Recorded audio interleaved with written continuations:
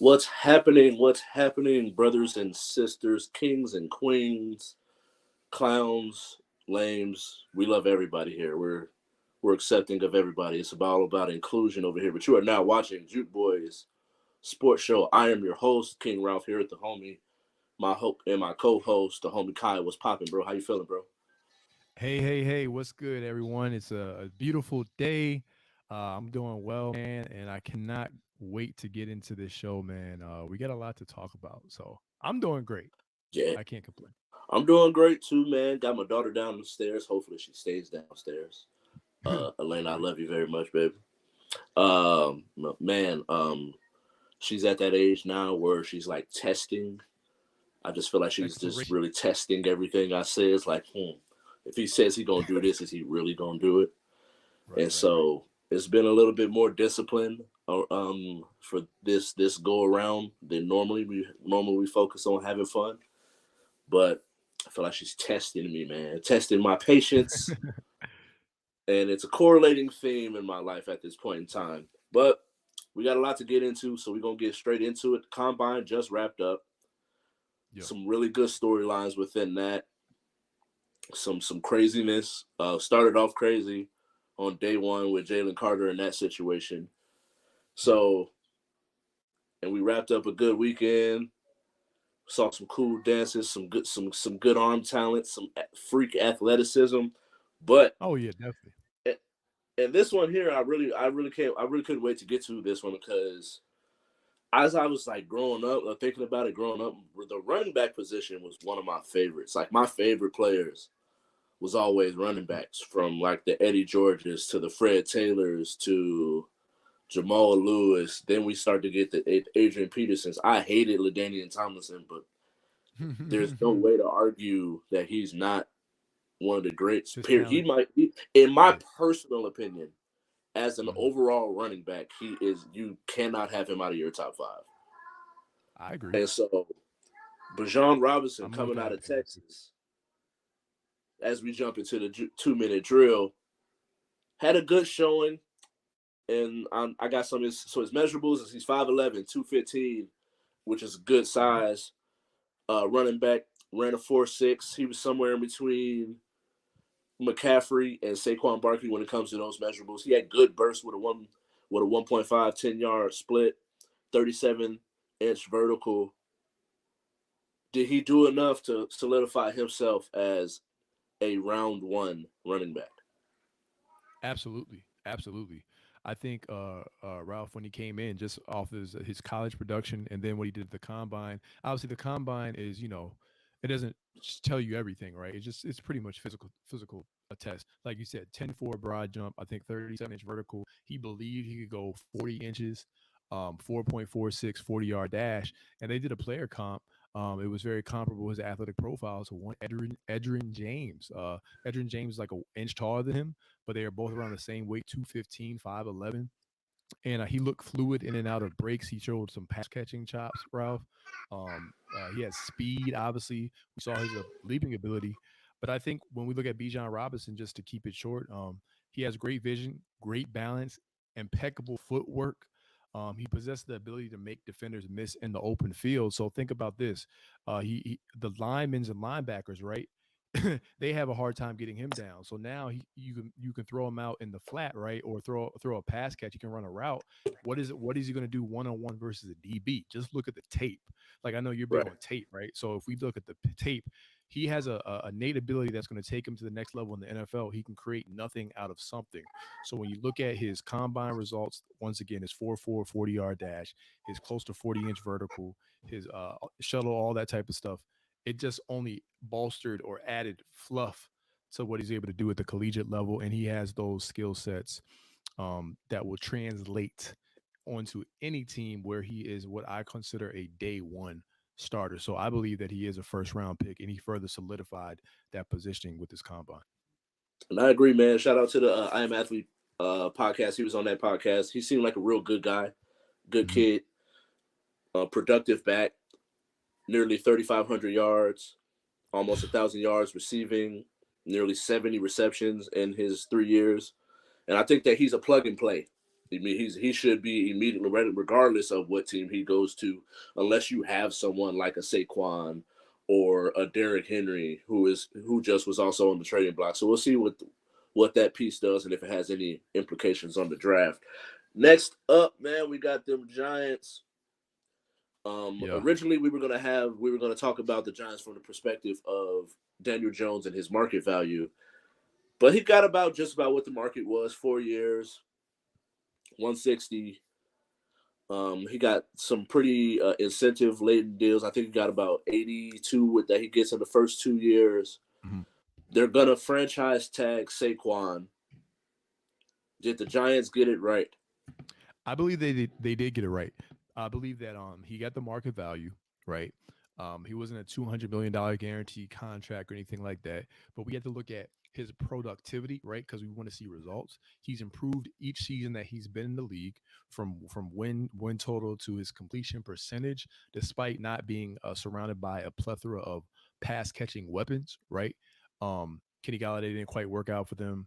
We look at they had some other receivers. I don't want to call them no name receivers, but they didn't have the most talented receiving group. You could say they had the least talented receiving group, Ralph, and the NFC East, because the Cowboys have a CD Yeah, Lamb. The we know what the Eagles have. I'm not going to list all the names, but we know that Commanders, Curtis Samuel, and Scary Terry.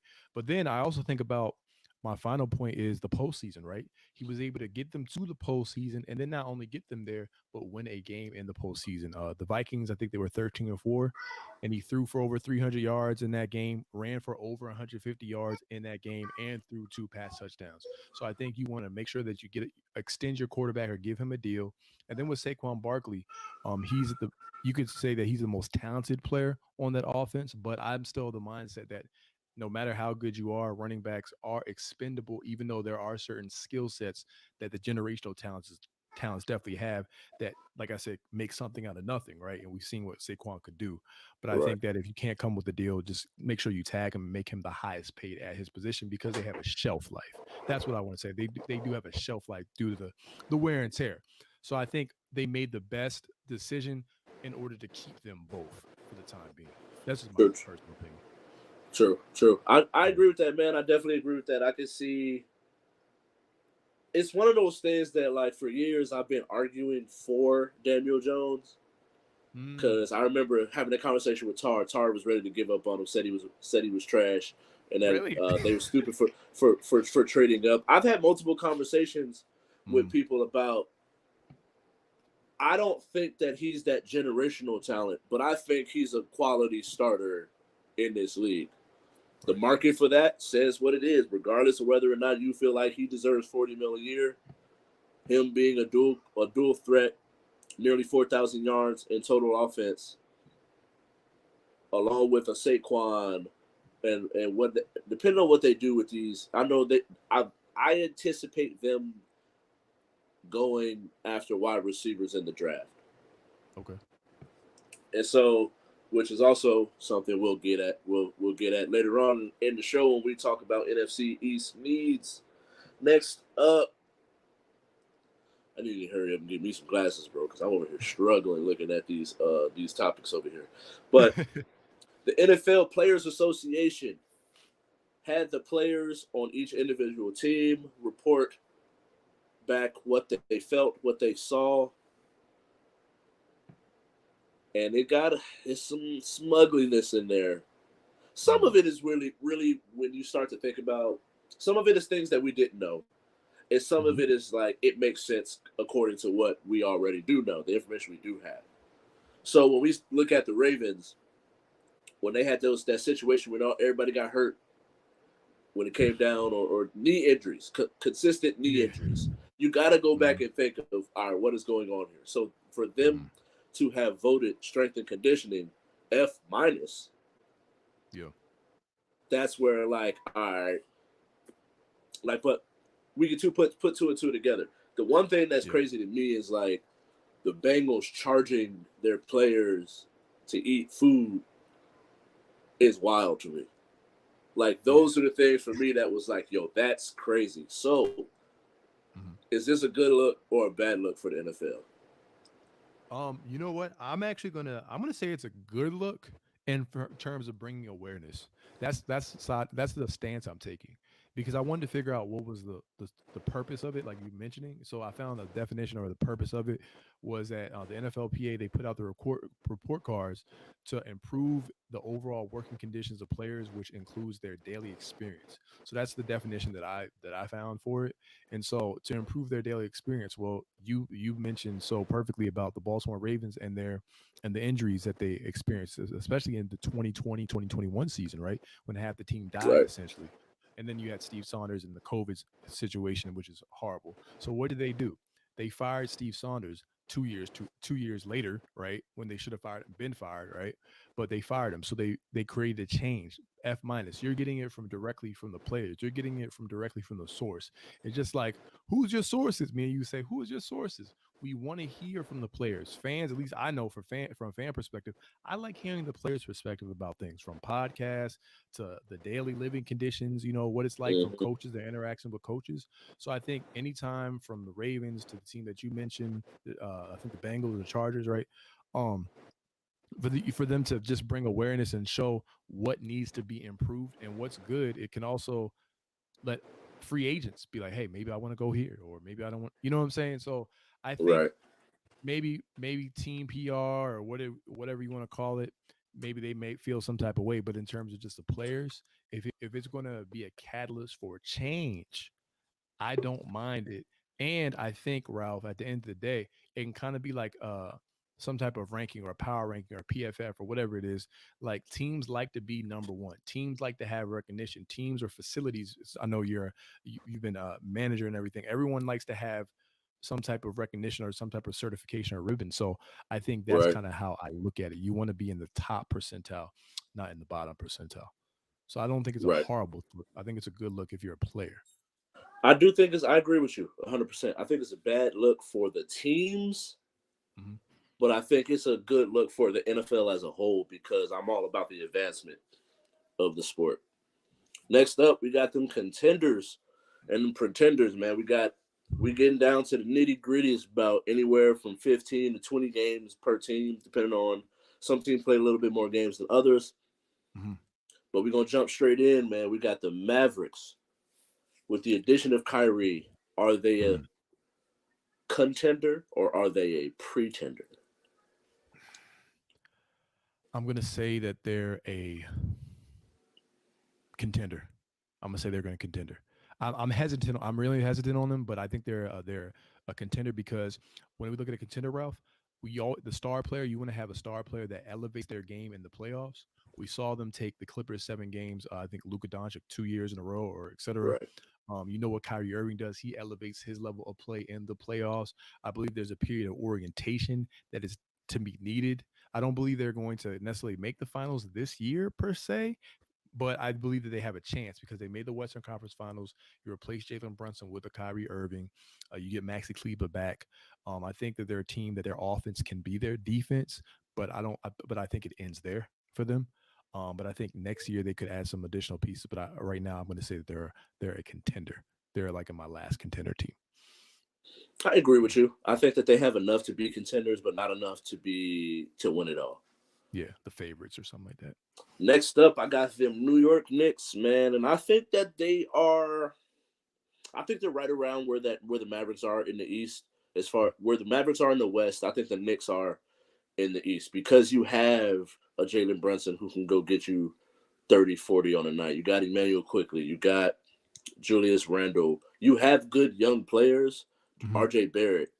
You have good young players, but given the talent level in the East, it's like I'm not gonna say they're. I guess you could say in a way. I guess I'm kind of saying the Mavs and the Knicks are pretenders now. In hindsight, really thinking about it, because do I think that they'll make noise? Yes, but do I think that the Knicks can beat the Bucks, Sixers, um Cleveland. or the Celtics? No, Okay. Okay. I Mm-hmm. I just don't see it happening. Okay. Yeah, I think for me for the Knicks, I actually think I put them down as they're not contenders, but they're a dark horse. Right. They're a dark horse. They can get to the second round. They possibly could this year. Next up, you got the Miami Heat, man. What you thinking? So I'm sorry to the city of Miami. I like the city of Miami. I have respect for Eric Spoelstra. I believe to this day he's still the best coach in basketball. That's just my personal opinion. Um, and I love their identity. I love teams that have an identity. I think that they're pretenders this year. I think when I look at injuries, I think when I look at the lack of having a really reliable second option to play alongside one Jimmy Butler, I think they were able to get away with that last year. I think this year is a lot harder. They've been a little bit inconsistent for my particular taste, and I actually believe that I know they're not on this list because I assume that we believe they're contenders, but I believe that people seriously, I can't believe I'm saying this, seriously need to look out for the Philadelphia 76ers this playoffs, and maybe we'll have a whole nother show on that. But I think that they're below that tier of Milwaukee, Boston, and Philly.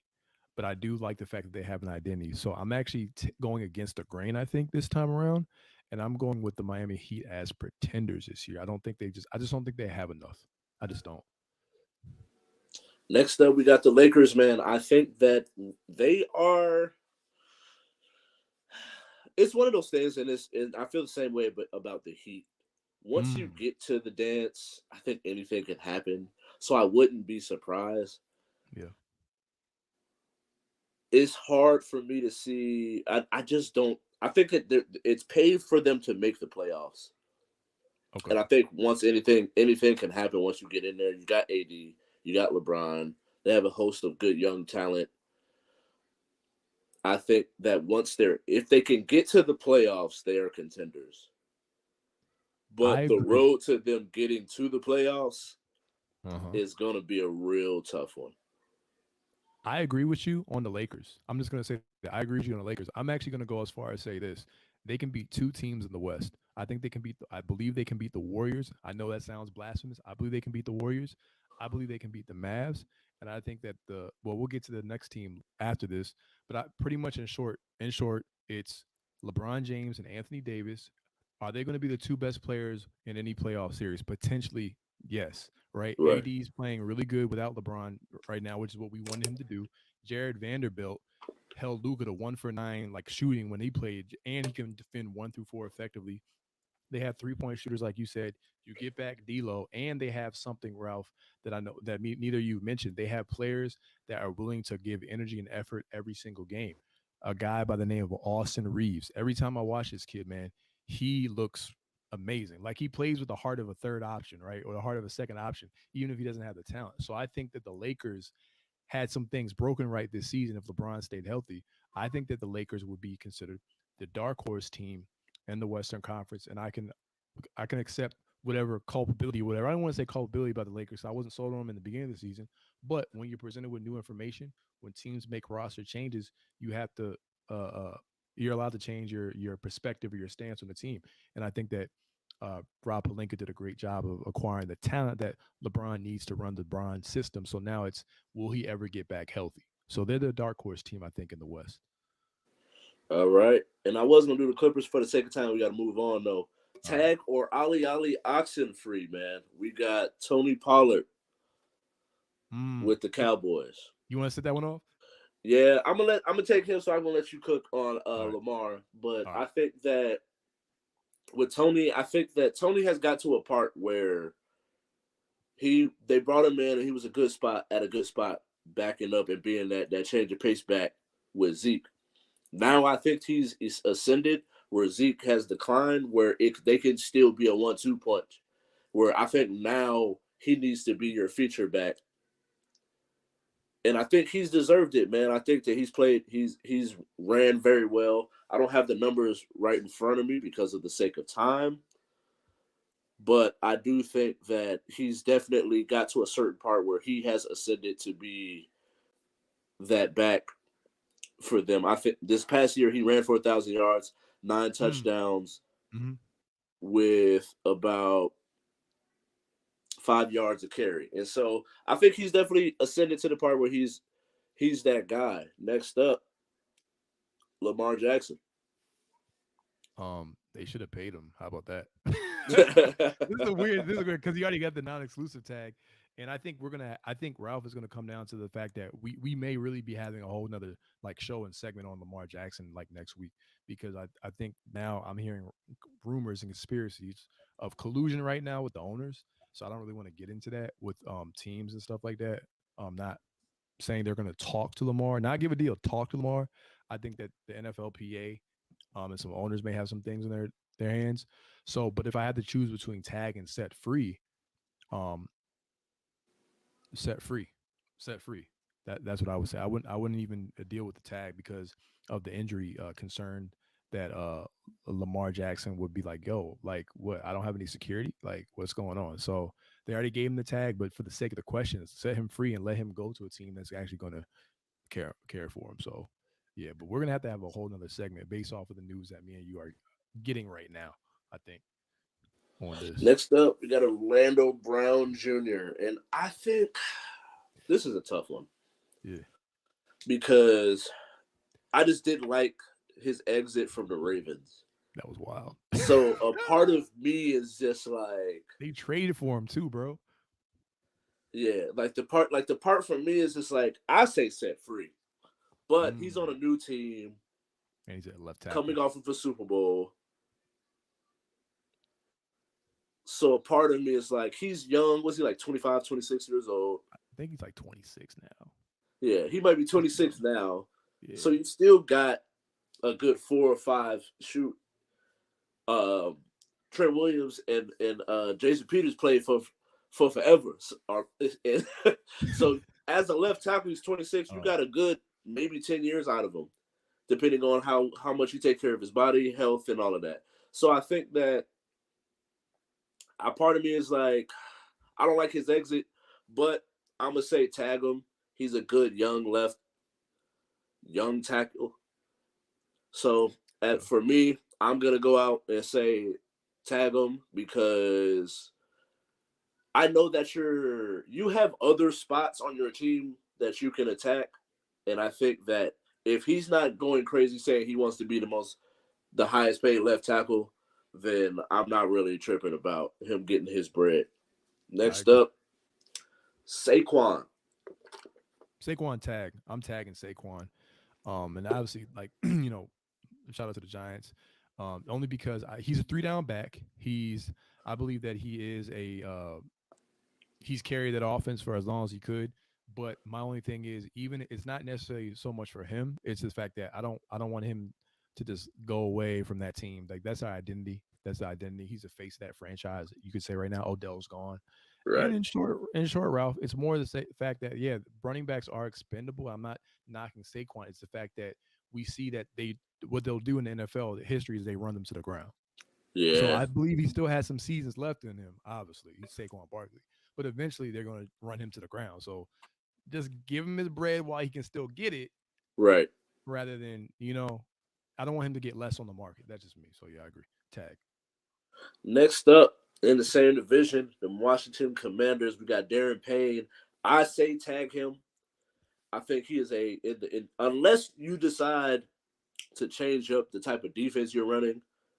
Mhm. But if you're staying where you're in a 4-3 base, him next to Jonathan Allen, in between Sweat and Young, Mm. I think Mm. that you got a good young forefront as long as you can keep all of them together, healthy, and out here eating. I say tag him. Okay. Next up, we got the NFC East needs. Yeah. We just got done talking about Daniel Jones, Saquon. Next up, we got the Giants. Mm. Well, first up, we got the Giants. I'm Okay. gonna say the Giants. They have a good young defense, and I don't really see any glaring holes. I think Right. that given your situation with Kenny Galladay, Sterling Shepard getting hurt again, I think you gotta go after and get one of these plethora of young, talented wide receivers. Hmm. I'm not gonna say where exactly they should get or who exactly they should pick, Right. but in my personal opinion, get that wide receiver spot because I think they have a good young defense. You got your quarterback of the future, you got your running back of the future. I need to say get your tight end because Evan Ingram didn't work. He left and then decided he wanted to hoop. And then you got your mainstays as far as your wide receiver team have been getting hurt. So next up, Eagles, Eagles. fresh Let's off of a go. Super Bowl loss. Yeah. Let's How go do with they the get Eagles, better? man. Defensive back. You have a couple defensive backs over there, Ralph, in their mid 30s, I believe, or 30s, excuse me. That's once again, guys. That is not old, guys. 30s are not old, or 30, right? It's not old. But in the NFL, they always look at, hey, once you hit a certain point and everything, you want to continue to replenish, right? Productivity and stuff like that. But I look at what Patrick Mahomes was able to do in the Super Bowl game, right? Which we did not think, not doubting him because he's the magician. That's Magic Mahomes. But I mean, to score 24 straight points, secondary, I will continue to bolster that secondary. Look at the potential running back position. I know a couple mock drafts of Bijan Robinson mocked to the Eagles. I think as high as number 10, if I'm not mistaken. So Yeah. we'll see what happens with Miles Sanders. Miles Sanders is a good back, but they may not retain Miles Sanders and woo woo woo. So I'm looking at the defensive back position for the Eagles, and I'm looking at the running back position for the Eagles as well. So that's where I'm at with them. And then next up, we got them Cowboys. And so, Cowboys. trying to There's a see if couple ways you can do I that. have one. Oh, okay. They, yeah. So, according to the mock draft that we did, Mm-hmm. we both agreed upon an edge rusher, someone to Mm-hmm. put on the other side of a Michael Parsons, someone that could take off some. He's going to get double team regardless because he's just going to be the better of the two. But you can find that diamond in the rough, Okay. get you another receiver with them picking at the 26th spot, depending on if they move up or not. I think you take best available when you have that Mm. spot. But at the same time, if there's two players that are close and one's a need and one is not, I don't see no reason in why not pulling the plug on the edge rusher or wide receiver someone because someone to be on the other side of CD. CD balled out. I think that CD showed that he's a legit wide receiver one. He's already showed he's a great wide receiver two. Yep. So you just got to get that two, if not find that one. But you can find a plethora of pieces. We had the Giants taking Rasheed Rice, but that's someone. Zay Flowers, Right. Addison, Butte. Like there's so many different names that you could throw in that 26 spot. It just Mm-hmm. depends on who's available. Take that best available. Last up, we got the Commanders. So the Commanders were looking at a quarterback position. Period. I think. Well, excuse me. They need a quarterback. So they need to get one. They didn't get Derek Carr, and they also recently hired offensive coordinator Eric Bieniemy. So Eric Bieniemy is going to want to have a quarterback that he can learn his system, learn his playbook, and implement his philosophy, his offensive philosophy. Excuse me. You already have the defense set, like you said. Now you add, if you get Darren Payne, you can further bolster that, secure him. You have Chase Young on the back end. They could also use some secondary help, but the quarterback, if a team with no quarterback is no team at all. So in a division where you have Jalen Hurts, you have the Cowboys, who are all constantly winning games, and now what we just talked about, Daniel Jones getting that 4-year deal. Um, with the New York Giants, you don't want to be the odd man out. You're the only team without a serviceable quarterback. So I would say address that position while you have a chance. The one thing I will say before because we do have a little bit, we had 60 seconds of time to play with Sam Howell. I don't think you've seen enough to be able to judge it. So Mm-hmm. I'm comfortable with what they had. Like in our mock draft, we had them taking a corner, Joey Porter Yeah. Jr. I don't have a problem with him taking a corner and waiting for that second, third round to see who's available at that quarterback spot, Mm-hmm. unless you're willing to. And we'll talk about this in a little bit when it comes to the combine.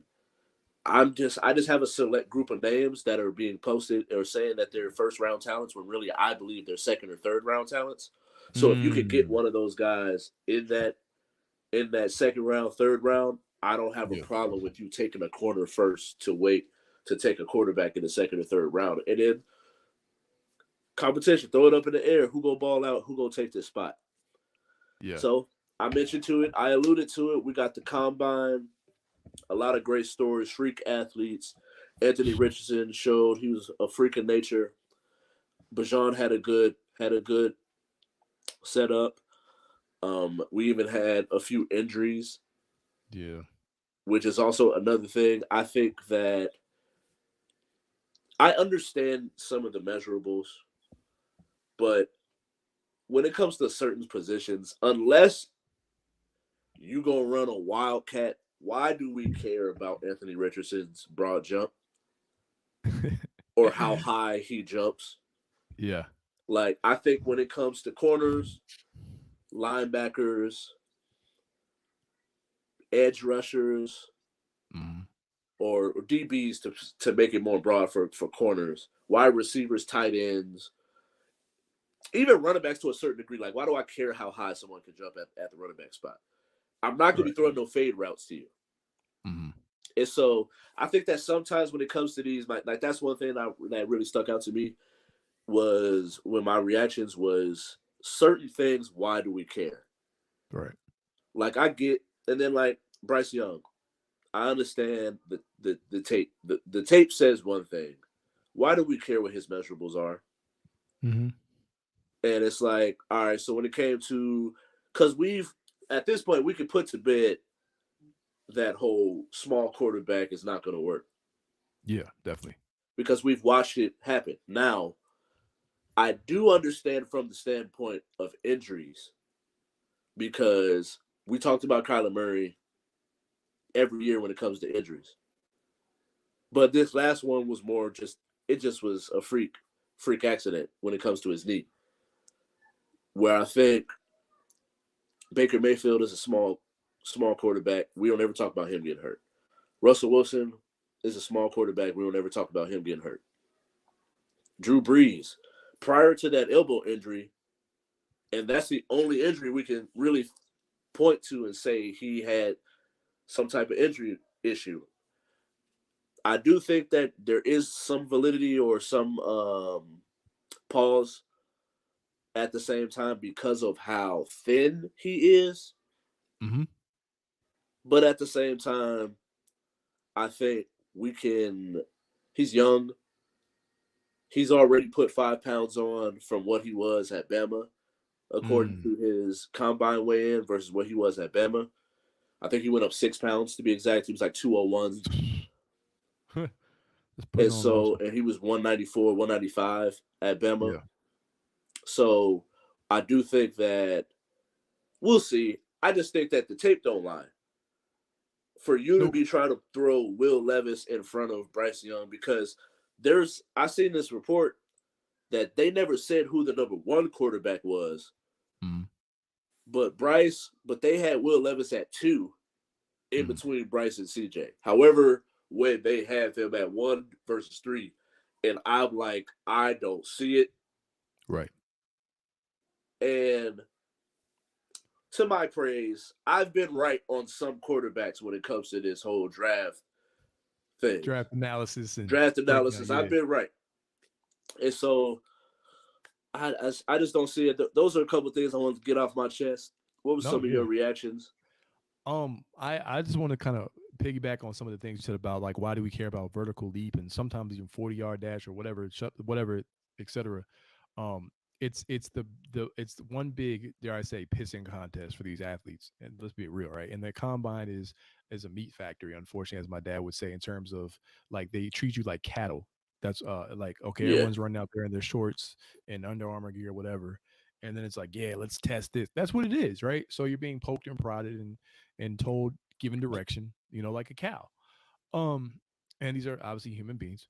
But I think for me, I always look at it like this. This is my process, and I'm not a draft guru.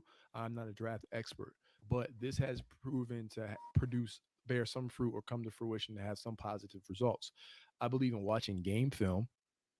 I also believe in the Senior Bowl, because a position that I look at a lot, Ralph, is the wide receiver position, and so I can look at tape and I try to look at X receiver versus this corner, this or this receiver versus this school, right? Not just the highlights, like actual like the game tape of that, and you can actually start to see how they run routes. You can see are they a body catch. You can see a lot off that. Then from there, I look at the Senior Bowl or the one-on-one drill Senior Bowls. Why? Is because I get to see how they go up against that type of coverage. That's how I was able to find Josh Palmer. Now, I'm not saying Josh Palmer is a top 5 receiver in the league, but as a number 3 receiver on the Chargers, there's games where he looks good, and you can attest to this because you're a Yeah, Raider fan. So I'm like, yo, Josh Palmer. I I'm seen like, him. I seen him a few times. He looked great. okay, yeah, that's what, right, right. And I'm like, yo, like this is the guy I wanted the Ravens to draft. And so how did I do that? I didn't look at his combine. I really looked at his the one on ones, right? So I look at his one on one drills versus another DB who could have been gone to an SEC school or whatever, and he was killing him. And then I looked at his game tape. So the combine told me absolutely nothing. Right, Um, so that's pretty much what I'm saying. Like, you know what I'm saying? The combine really don't tell me nothing. Now, for Anthony Richardson, I think he had a good combine in terms of measurables. So yeah, it's cool in terms of taking a physical. right, Taking a physical test, cool. Yeah, you have a strong arm. Cool. You can hit receivers with no resistance, with no pass rush coming towards you. Cool. Like you right, should be able to do these things, right? It's like if you're shooting an open gym, they say, okay, anyone can be humming an open gym. Dwight Howard could shoot. I heard he shot like 75% from. I'm not. This is not slander, but like 75% when Mike Brown was a coach of the Lakers, whatever, right? right, Mike Brown said that, but then he got in the game. His career, he shoots like 50%. So my thing is like, I'm with you on the combine thing. I think you have to there's small little things at the combine. I'll end it with this. For me, when I think of combine and reactions, I want to hear interviews. What does Anthony Richardson say at interviews during the combine? Because they have interviews, conduct them. His leadership style, his play style, what he felt about, competition, etc. And not just him, people in general. So that's kind of my takeaway from the combine. I do think Luke Van Ness, I do think Gonzalez, and I think that Anthony Richardson were quote unquote winners of the combine. But in terms of does it like tell me much of anything from a play standpoint? In my opinion, 90% of the time, no. right. Yeah, So and I agree with you, yeah, man. I definitely see like there are some instances, and we are gonna after the show is over, we do got to sit down and see how much time we have to break down each individual position. yeah, And so at that point, that's when we'll have some of the people we know that's their expertise. But at the same time, when we get to that, that's when we'll break down. For instance, when we talk about wide receivers, can yeah. you handle someone being physical with you? Mm, Are you a body catcher? Are you a hands catcher? Can you high point? Can you take that quick slant to the house? And right. I think that's where I understand the vertical. I understand the 40 time.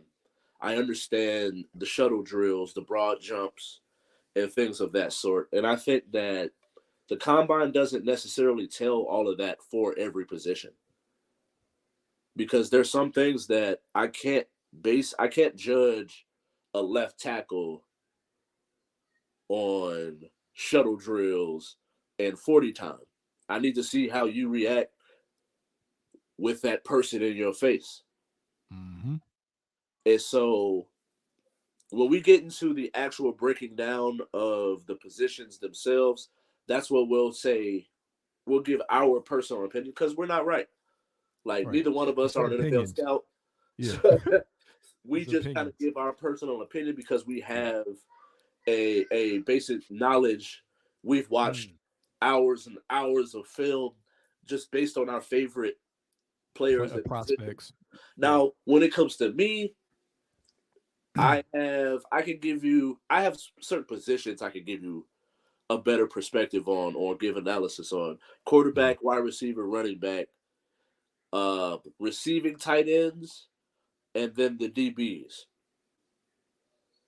Outside of that, I'm kind of just pretty much guessing Hmm. at some point, which is all it is. But I have more of like, there's a difference between a real guess and an educated guess. And my educated guesses are with those positions I just named, and they're just real guesses when it comes to those other positions. But when we break down those, we'll go more in depth of what we look for when Yeah. we when we're making our mock drafts, ranking these players as according to their positions. So with the rest of the time we got left, we got the NBA power rankings. Dun dun dun. At some point, I'll mention, hey, we gotta run through it, but Yeah. I'm gonna let you go first, like All we right. always So do. Start from the yeah, bottom, and end up make it here. to the tip top. All right, ladies and gentlemen, it's time for NBA Power Rankings with Kai and Ralph. So, starting at number 10, there's gonna be the blooper reels, right? The blooper short. Hey, we're gonna go with the 34 and 31 Golden State Warriors. I know, I believe, if I'm mistaken, they're coming off a loss, but before that, they had won 5 games in a row. They had moved up to the 5th seed in the Western Conference. Steph Curry had made his return. Klay Thompson has been playing well. As of late, averaging 25 points per game, 44% from three. I believe his 3 point, his field goal percentage is good as well. This is all without Anthony Wiggins also in the lineup. They did beat a couple underman teams, but what do we always say? You have to beat the teams that are in front of you. So I think just the fact of them having been there and done that, Ralph, Hmm. expecting them to eventually turn the corner, even though I believe that they are not going to win the finals this year, they're going to be at my number 10 team. They just made it. I have to give them respect for the fact that they were able to win 5 games. And then number 9, I'm going to go with the Sacramento Kings. We do know that they were a part of the second highest scoring NBA game in franchise history. That tells me that the defense is atrocious, but they've put up points, and that De'Aaron Fox and Sabonis 2-man game is lethal. I think they're going to actually knock out somebody in the first round. So we'll get to that later. But I got to go with the Sacramento Kings, young team. No one's talking about them this year, and they should. So those are my 10 and 9. So at 10, I think we're going to be different. I think we're going to be different at on that one. 10, I gotta go back. I'm really referring a lot to what I had as far as my Last one or the last one. right, right, right. I had the Bucks last time, but I definitely have them Ooh. moving up. Okay, I'm going to say 16-game win streak at one point. I was like, man, And I had the Nets in it, but they were towards the bottom, and they have completely fell out now.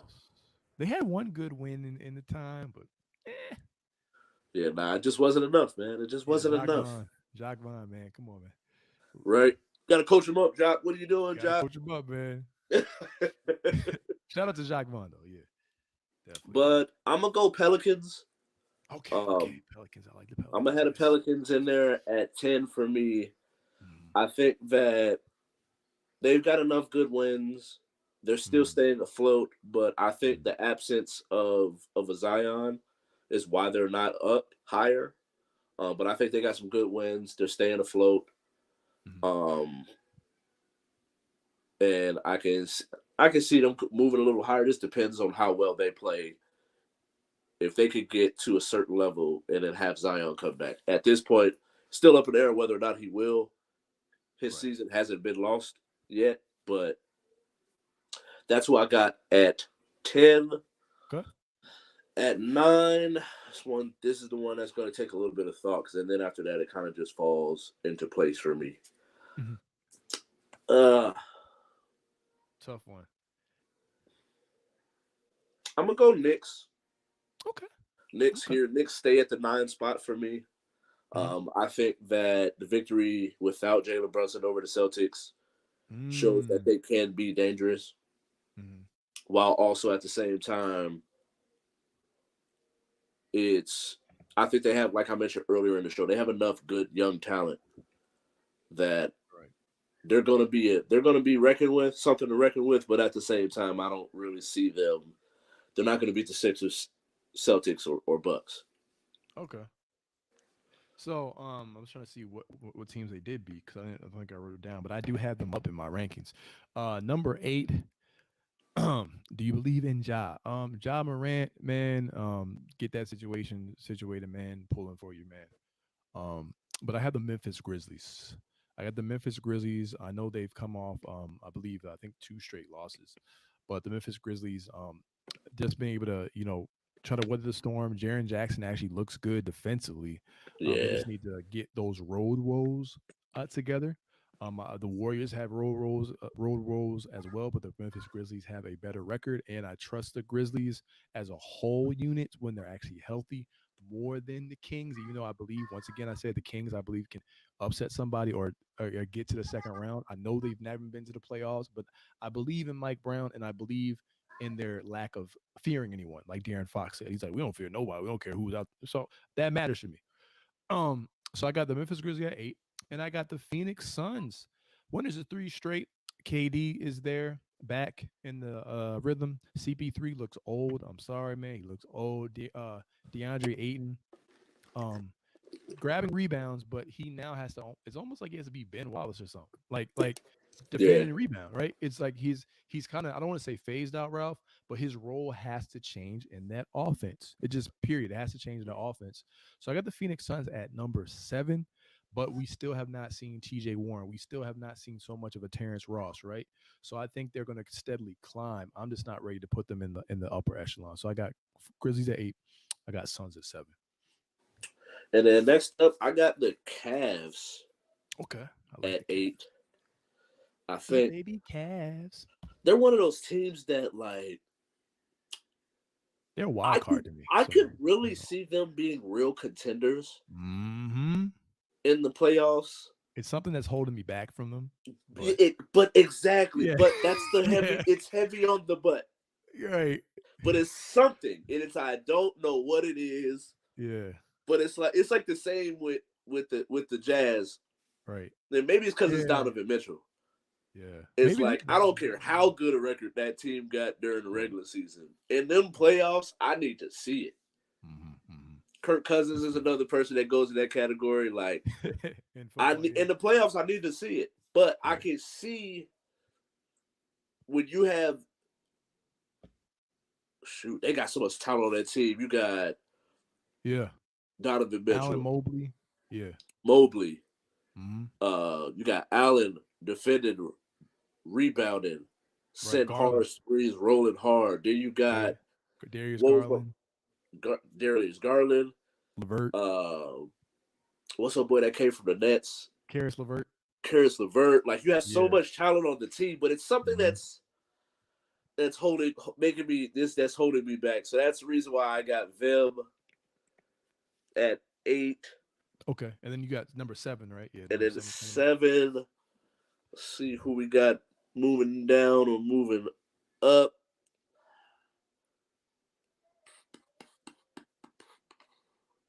I'm gonna go Kings. Okay. I got the I like. King. Okay, okay. I see you. I got the Kings at 7. Shout I out to think that Mike they're Brown. still playing at such a high level Yeah. offensively. I think Mhm. with them, whether or not they're going to be real contenders is are they going to be able to get Right, stops when right. it comes Yeah. to the playoffs. So I Okay. got Cavs at 8, Kings at 7. And shout out to Malik Monk, man. That boy, when he gets hot, whew, Yeah. when he gets hot, you know what I'm saying? So I'm gonna go with the Boston Celtics at 6 because I believe I can make the case that in the regular season, thus far, how they're playing, that the teams that are we consider contenders or whatever are playing better than them as contenders right now. So I actually have the Boston Celtics, surprise, surprise, everyone, losers of 3 straight. Um, the Boston Celtics at number 6 right now. They need to adjust some things over there. I'm just being real. They're gonna still be a contending team. Then number 5, I gotta give respect to the New York Knicks. When you win 9 straight games in the fashion that you win them, be going to overtime, be able to beat the Boston Celtics without a Jalen Brunson. Going up against teams like the 76ers and vice versa and stuff like that. 9 straight. Emmanuel quickly looking like a 6 man of the year candidate, right? Julius Randle not having to shoulder the entire scoring load. I think Thibodeau has them playing defense. I think they have the chemistry, and I think they have consistency. So just for the regular season team, I think they're playing like a top 5 regular season team in this past week or so. So I'm gonna put the New York Knicks at number 5. And so at 6, I agree with you with the Celtics. Oh I think wow. that Okay. as a We on the same. whole, Yeah. they've been playing. They have all the talent, and Right. Right. In we've depth seen and all that. them play at a level that when they're playing at their best, Mm-hmm. not too many teams that can really Mess with them. mess with them. Yeah. But at the same time, Some it's like questions right now. uh, We got some questions right lately now. you're only Yeah. as good as your tape. Your Right. recent tape has showed me you lost to the Knicks with no Jalen Brunson, Mm-hmm. and you gave up almost a 40 piece. to Emmanuel Quickly. Yo, that was crazy. Shout out to Quickly though. Yeah. And then that video of Grant Williams saying, "I'm gonna make both," and then missing both free throws for them to go to overtime They're is leaving the another door open, thing. Ralph. They're leaving the door open for a team to sneak in. I just feel it. I just feel it in the air, like Beanie Siegel would say. Yeah, hey, great song by the way. Yeah. I don't know who Shorty was, but she was bad though. I think her name was Melissa. Never heard her on anything else after that. I'll do some research. No, let's stop. For science Moving purposes. on. It's for science, in the name of science. The name of But science. next up, although they just lost Ja, we don't know for how long. We're not going to talk about that situation because you know us, we don't have all the facts, so we cannot speak on a situation involving that young man's life, putting out no narratives that's may just or may wish him not well. be true. We Positives. wish him well. Remember, you were 23 at one point, and if you were not, just know it's not as old as you think you are. I'm a 33-year-old man. I am 10 years removed from being 23. I made a lot of mistakes. And who I was at 23 is not who I am today at 33. But on to the next one. Number Grizzlies. 5, right? 6, 5. I got the Grizzlies at 5. Okay. Jared Jackson picking up his level of play while also being someone that is a Defensive Player of the Year candidate. Mm-hmm. You got Desmond Bain back playing at a good level. I think that as a whole, they have showed you that they can play well without Ja. Mm-hmm. We just got to see how long will that be. Because if it's anywhere where people are talking about where the speculation is true, he could be out for the rest of the season. That changes everything then. Yeah. And then that changes everything. Right. That would change everything. If it's just a couple of games, he got to go see a therapist, get help, that type of thing, come back fresh, a new Ja, in a sense, off the court. I think that him on the court is going to show is really what's going to help them take off. But they have showed that they have a winning record without him. So I got the Celtics. I agree with you on the Celtics at 6. Mm-hmm. And I got the Grizzlies at 5. Okay. And at 4, coming in number 4, I have the Cleveland Cavaliers for all the reasons that we mentioned earlier.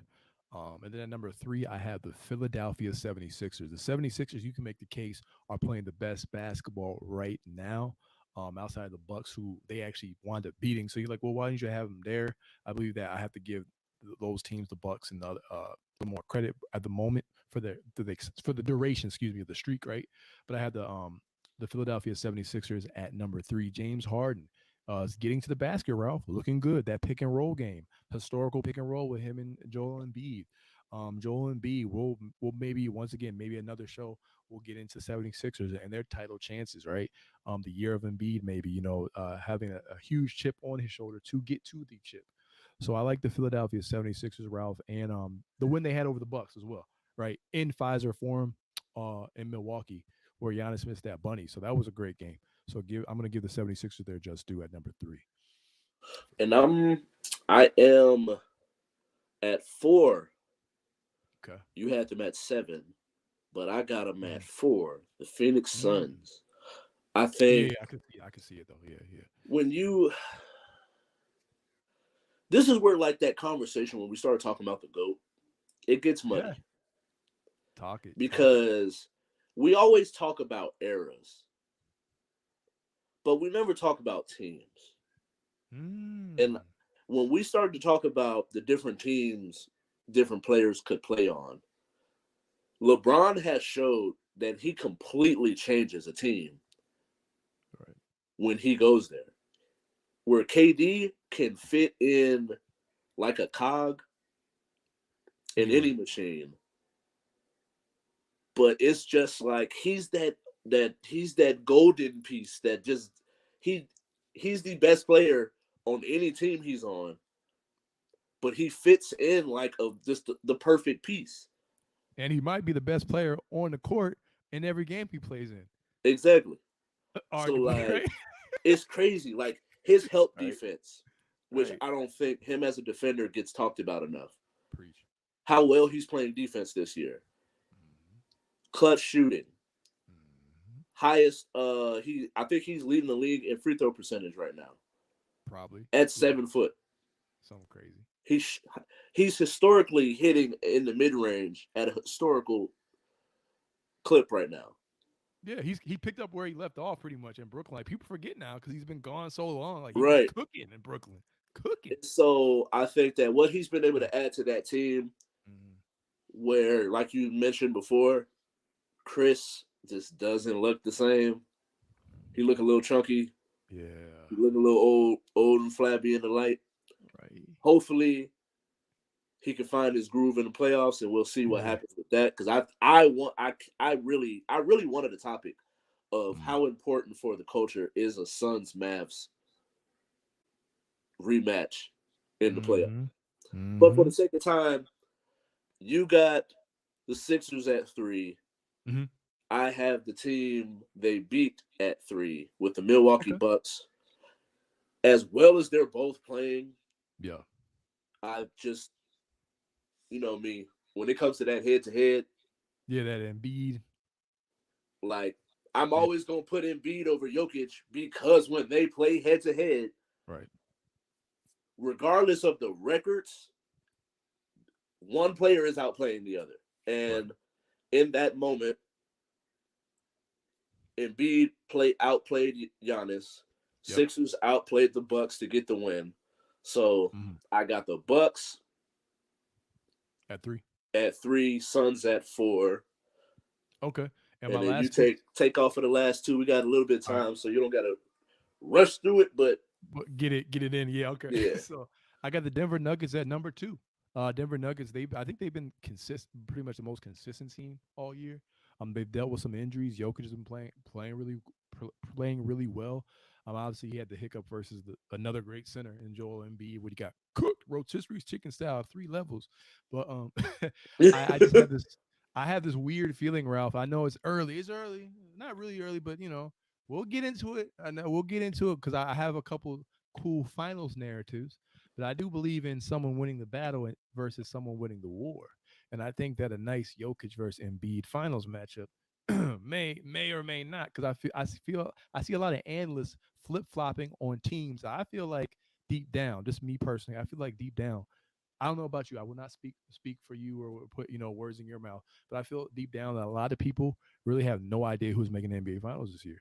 I right, know I know that the worst lie I could tell myself is if I told you I did. I used to think I do, but I feel like it might be one of those years where somebody just breaks through. right, So I'm gonna put Denver there at number 2, and they got the altitude and all that. I'm gonna give the Milwaukee Bucks there number 1, because I like what Jay Crowder actually was bringing. I like the playmaking. I like the additional defense he was bringing as well. And they did play a good game, even though they did lose the game. And just like we could say, Luca missed that shot, right? yeah, Giannis missed that shot, right? So they were like easy shots there, right there. I think when you're just a good, solid team with foundation, and you've been able to win with Chris Middleton coming off the bench, right? And I think they're 25-6 this year or something like that. Like without Chris Middleton, opposed to 7-9 last year. So those telling stats are very interesting. However, if I was going to put the Bucks at number 2, it's because Chris Middleton don't look the same. Like that could be yeah. a problem. So that's all I got, man. I got Nuggets at 2, and I got the Bucks at 1. I think 1 through 3 can all be interchangeable at this point, in my opinion. And I agree with you. Uh, with all of that, 1 and 2 can be interchangeable, but Mhm. I got the Sixers at 2. Okay. The Nuggets, just as a whole, for a longer duration of Mm. time, have been consistent, good, old, reliable. Jokic guy is leading the pack. Yeah, Jamal Murray is looking more and more like Jamal Murray with every game. that's key for me. Yeah, that's key. That's But as definitely the key. team as a whole, I'm Mhm. just going to take the Nuggets over the Sixers because the Sixers have moments where it's like, what's going on? And then they have moments like lately Mm. they've been looking good. So I'm going to give the Nuggets the nod as the number 1 team in our power ranking. Thank you all for watching. Make sure you follow us on all our socials.